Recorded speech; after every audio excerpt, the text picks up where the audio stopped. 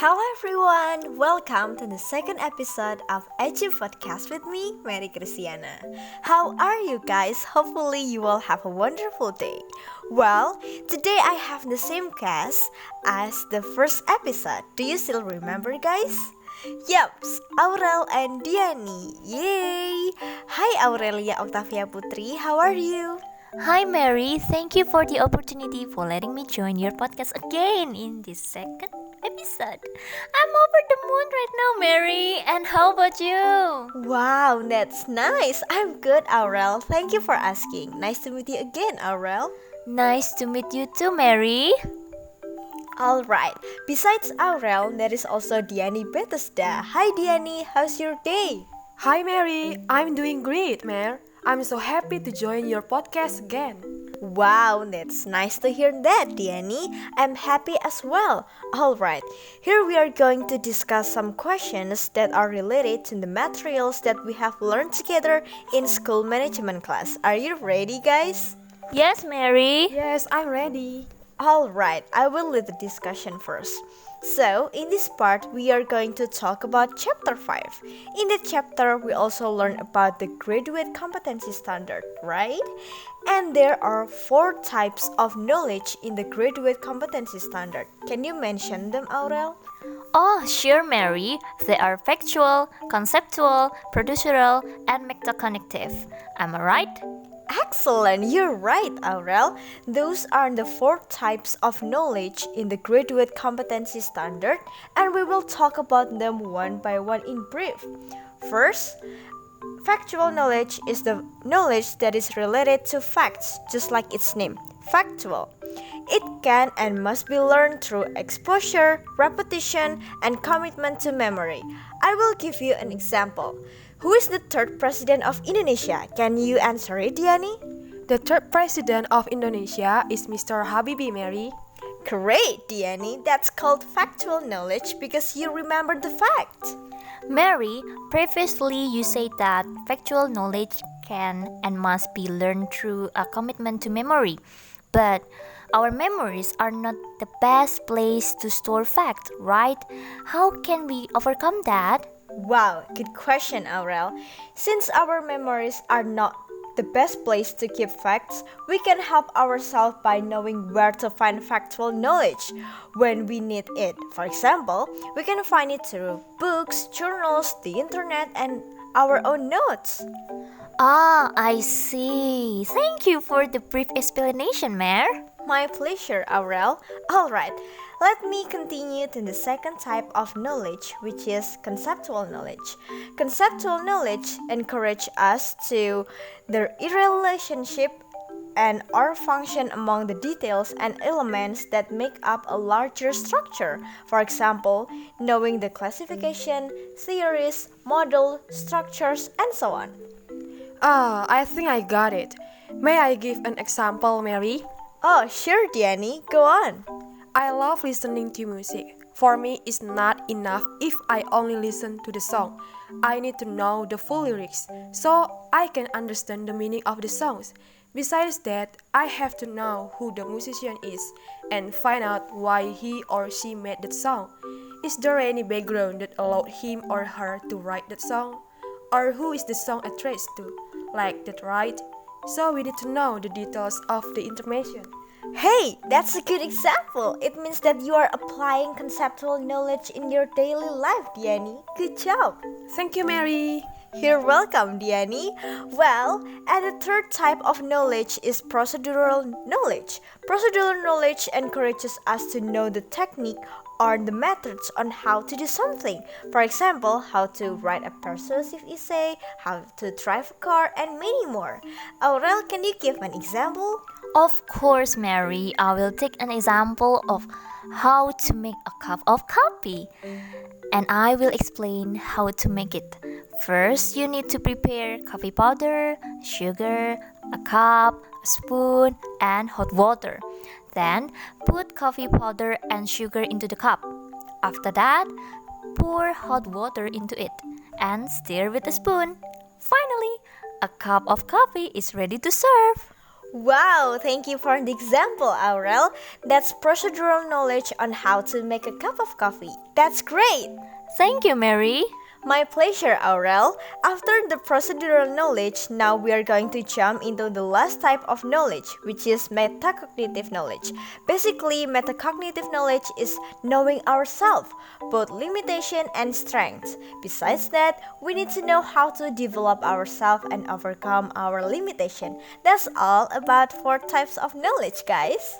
Wow, thank you very much for the explanation, Mare. Oh yeah, guys, by the way, after knowing all those types of knowledge, what knowledge does a senior high school student need to achieve? After understanding Mary's explanation, I think a senior high school student needs to achieve all of those types of knowledge, Aurel. What do you think, Mary? I agree with you, Diani. Those 4 types of knowledge are part of the graduation competency standard. Therefore, students must achieve them in order to graduate. Ah, I see. I think all the students can apply those knowledge in learning activities or even in their daily life as well. For example, by understanding history, they can know actual knowledge. In learning English, they can practice conceptual knowledge. When learning in the laboratory, they can apply procedural knowledge. Besides that, when they join extracurriculars or organizations, they can learn to improve themselves and overcome their problems as well. Yes, Aurel, excellent. Thank you for providing the examples. And now it's your turn to lead the discussion, Aurel. Thank you very much, Mary, for letting me lead our discussion. Here, I would like to talk about the 7 principles of MBS that are implemented in elementary school. Then, my question is how it can be so important. May I answer that question? In my opinion, it can allow working together to improve the quality of education. Yes, that's point. Good job, Diani. Aurel, sorry for interrupting, but I want to know deeper about the definition of MBS itself. Can you explain more briefly? You already know about the main purpose of MBS, right? According to the concept, there are important pillars. They are implementation of school management, learning, and social participation. The implementation of MBS to make school principal more responsible for organizing the educational process. I want to ask, what are the important goals that can help us to understand the relationship between developing programs for a teacher? Okay, there are several goals. First, we can understand more about the importance of continuous professional development for a teacher.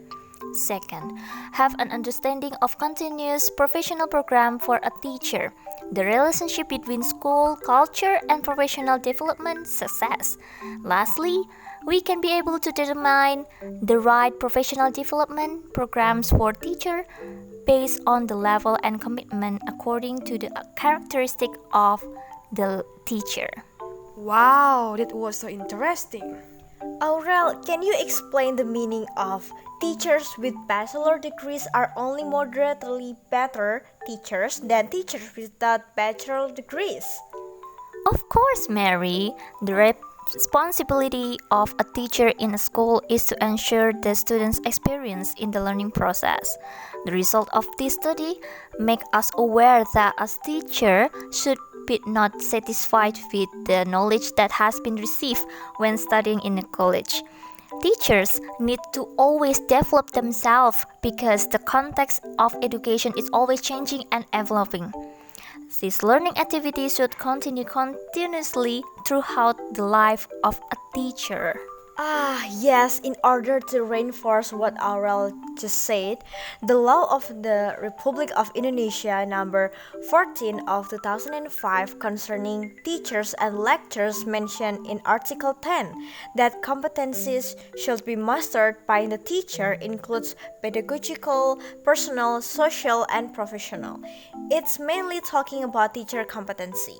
I think we also find in 21st century the duties and responsibilities of a teacher become increasingly difficult and complex because they are required to continue to learn and improve themselves especially in pedagogic competencies that contain the deep understanding of challenging topics, critical thinking skills, problem-solving abilities, effective collaboration and communication skills, and the ability to self-regulate.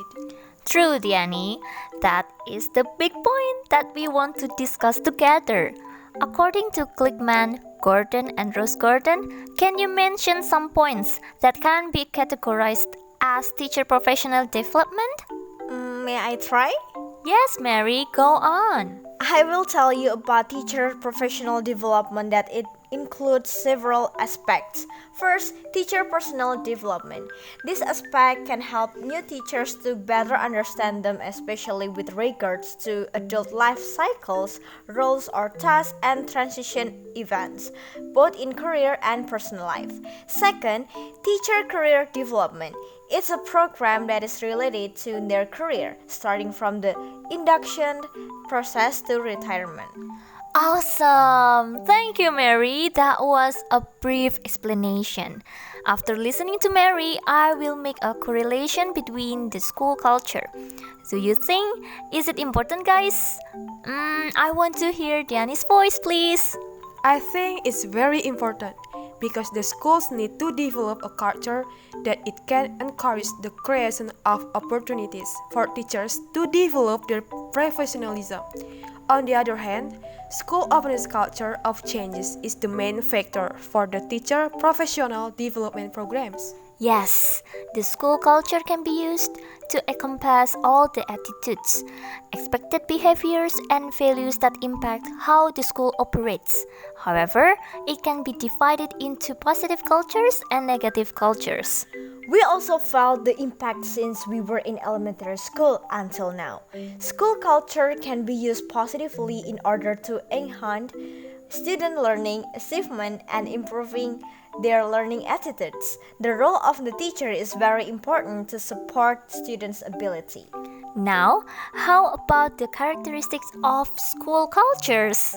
There are so many, Aurel, but I will mention only 5 characteristics that I know, such as first, support and in accordance with the efforts made by teachers, schools, or foundations. Second, the knowledge of teaching using a constructivist learning model. Third, enable teachers to become more committed, both emotionally, socially, and intellectually. Fourth, respects and honor teachers as professionals and adult learners. And the last is support for teachers to master new strategies and materials in order to classroom learning practice. Well done, Diani. You already mentioned all the characteristics. Yeah, that's a lot of things that the teacher should pay attention to. I guess after graduating from Sanata Dharma University, Mary will become a teacher because we can feel Mary's enthusiasm for teaching. Yes, I totally agree with you, Diani. Oh my god, I'm embarrassed right now. Look at my face. By the way, let us go back to the main topic. Sure. Okay, talking about Gligmann's theory, Aurel, can you explain for all of us the theory that distinguishes the level of abstraction of teachers, because I'm still confused about it. Good question. Sure, Mary. This theory focuses on the level of teacher commitment is also grouped into 2, namely low and high. These 2 things are grouped into 4. Type 1. Teachers who have both levels of commitment and abstraction skills. Teachers in quadrant 1 are referred to as dropout teachers. Type 2. Teachers who have a low level of commitment but have high abstraction skills. Teachers in quadrant 2 are referred to unfocused teachers. Type 3. Teachers who have a low level of commitment but have high abstraction skills. Teachers in quadrant 3 are referred to as analytical observers. Type 4. Teachers who have a high level of commitment and abstractions. Teachers in quadrant 4 are referred to as professional teachers or analytical observers. Wow, thank you very much, Aurel. That was clear enough. Now I understand and also got some points of view about teachers' category paradigm. My pleasure, Mary. Before we end our discussion, I will read a quote from William Arthur Ward. The mediocre teacher tells, the good teacher explains, the superior teacher demonstrates, the great teacher inspires. I believe that we can learn a lot from this topic, and one day we can be able to spread positivity to others. Thank you for sharing the quotes, Aurel. It always reminds us how to be a good teachers for the future. You're welcome, but unfortunately my time is up. I will give it back to Mary. Alright, thank you so much, Aurel, for leading the discussion. Oh yeah, guys, by the way, I would like to ask you a question related to Chapter 7. Do you know how constructivist perspectives are implemented in teacher development programs? From the word constructive, maybe it can be developing the creativity and innovation of educators in developing the learning process, Mary. Hey, that's a great answer, Diani. Developing creativity and innovation. For example, teachers can use technology in this digital era to make the learning process more varied. Can you give examples, Aurel? Sure, Mary. Nowadays, lots of our lecturers use Padlet, Jamboard, quizzes, podcasts, and many more to make the learning activities more fun. Great! Agree with you, Aurel. In constructivist learning situation, students bring with them unique prior knowledge, belief, and are constructed in variety as way as you mentioned it earlier. Learning to use those media allows the teachers and students to interact and collaborate with each other, right guys? Indeed, Mary. Yes, Mary. Alright friends, and now it's Diani's turn to lead the discussion. Time is yours, Diani. So guys, let us discuss how a particular school implemented instructional leadership. And the story that we will discuss is Breaking the Education Gap with Sustainable Innovation by Gumanti Aurelia, Republican journalist. Wait. Is this from Seisuka, North Sumatra? And is this Mr. Sugito as a principal of Junior High School 1 at Seisuka? Yes, right. I have already read it too. I like the story because the story motivates me to be a good leader to manage the school. So let us discuss it.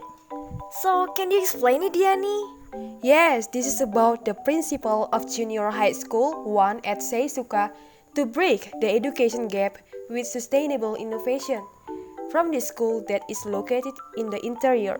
So guys, the quality of education gap still be our challenge, and then the school's leader must increase the quality of education in the school. So guys, what the school's leader of Junior High School 1 at Seisuka does for breaking the education gap with sustainable innovation in his school, Diani? So, the school's leader of Junior High School 1 at Seisuka 2 are, for the first, implementing innovative policies.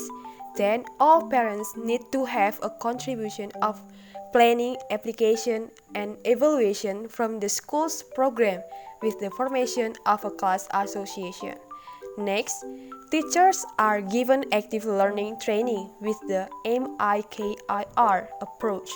Interaction, communication, and reflection, and improved students' abilities facilitated by the Tanoto Foundation Pintar program. Wow, his work is very organized. Oh, okay, I really like his way or concept of breaking the education gap in junior high school. And can I ask you one question, Diani? So what is the major change from his concept?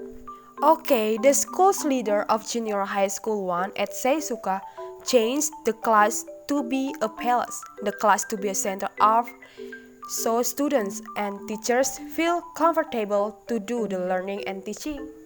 Change class into palace. Can you explain it, Diani? Aurel, can you explain it?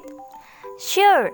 So, the school's leader of Junior High School 1 at Seisuka changed the color to be an interesting color, make the readings corner, and provide the facilities that can be useful for the class, and still make all parents have a good mindset to support their children and this school. Diani, can you add it? To realize it, we need to contribution from the school's association, just like support from them and of course financially too. Can I explain how the school's leader of Junior High School 1 at Seisuka implemented active learning for this school? Yes, right. I want to know more about it. For the first, the learning process has to change from conventional to more active, able to simulate children to interact, dare to express opinions, ask questions, and discuss. Besides that, showing the ability of creativity and confidence in communicating the result of work of the learning process.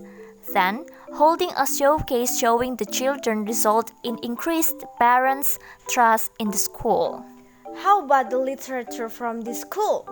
I will explain it.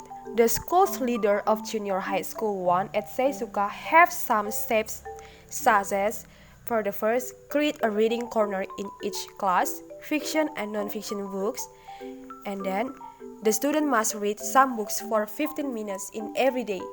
And the next, every Tuesday is Literacy Day, facilitated by the Literacy Working Group. Next, make a schedule for each class to visit the school's library. And the last, create a one book for one class program.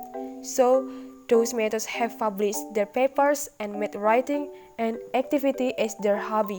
Wow. Those are good ways to break the education gap in the school. And as a result, this school has 2 students that can publish their papers. I hope other students can make writing an activity to be their hobby too. And I hope all of schools in this country can have spirit too, like Mr. Sugito does for the school.